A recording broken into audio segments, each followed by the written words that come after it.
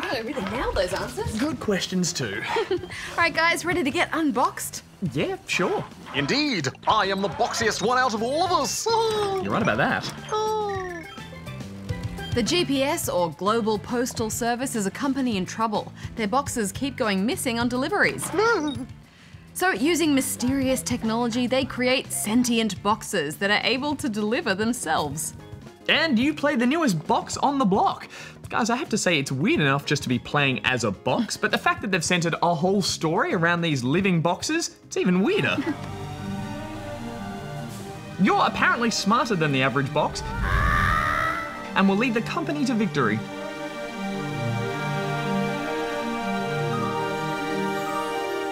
Getting started, there is a rather lengthy tutorial. Although I can see why they've done this, the movement and physics in the game are quite unusual. They really are. As a box, you can kind of roll and bounce. But to get some serious air, you can unbox as well, which is essentially like a massive double jump you can do on any surface. Yeah, movement is wild and erratic, and it takes a while to get used to.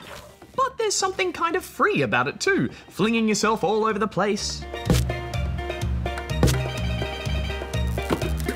Once you leave the hub zone, you head out into the world. In the open world area, there are a few things to do. Collect gold tape, take part in challenges to earn postage stamps, and free trapped innocent boxes. Yes, but not all boxes are innocent, Darren. Part of this strange box storyline is this gang of nasty rebel boxers who are trying to sabotage your efforts. Although a quick ground slam usually gets rid of them. I was a little confused by the objectives here. The challenges were a little difficult to find within the world, and I wasn't sure what a lot of the environmental props were for. And almost all of the tasks set before you are timed platforming or collecting challenges, and they were really hard. So much pressure. I thought they made interesting use of the landscape, though.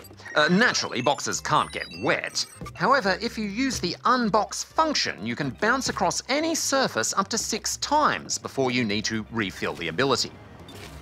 And using these vents to send you soaring across islands and then bouncing about wildly, that was fun. Yeah, but that wildness can be a bit frustrating too. Aiming is a bit difficult, obstacles in the landscape are more frustrating than challenging, especially when facing off against enemies in the challenge mode.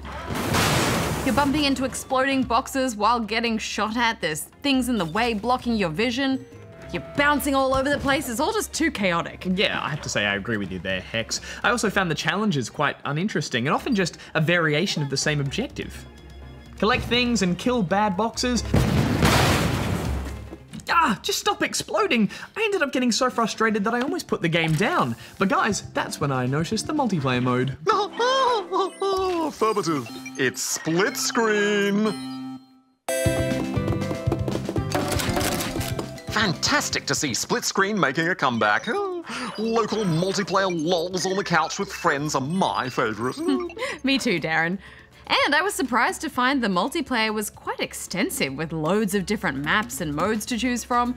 There are battle modes, races, collecting modes, but almost all of them involved picking up power-up style weapons and trying to take out your opponent, which makes for some competitive fun. Well, what do you say, guys? Should we have another go? Definitely.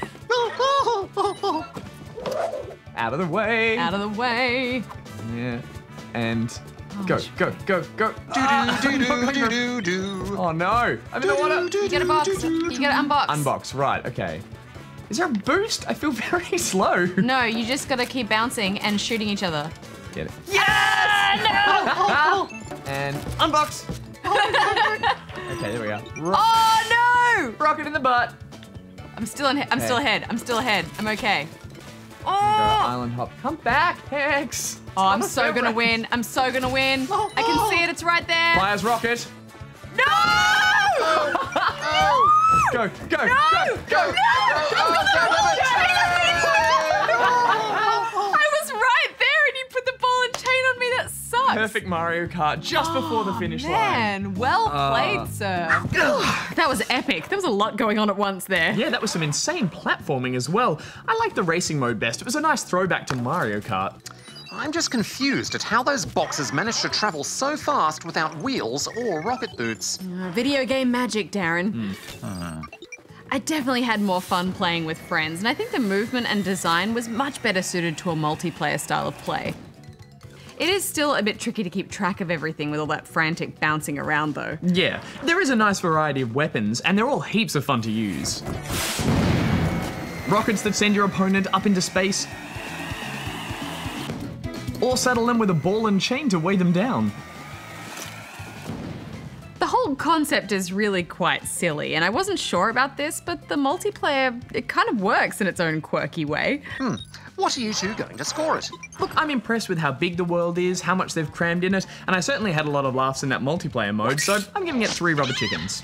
I think it could have used a little bit more finesse and polish, just fine-tune those controls and the movement to make it a little bit less erratic, so I'm giving it 2 out of 5 rubber chickens. You're just upset I beat you on that finish line.